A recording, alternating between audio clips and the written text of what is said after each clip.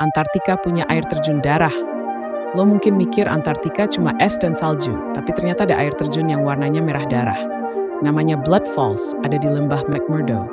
Warna merahnya bukan karena darah, tapi karena airnya super kaya zat besi.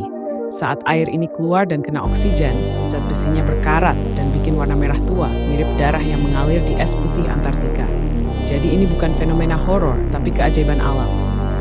Jangan lupa like, share, dan subscribe Fakta Menit Sen lainnya.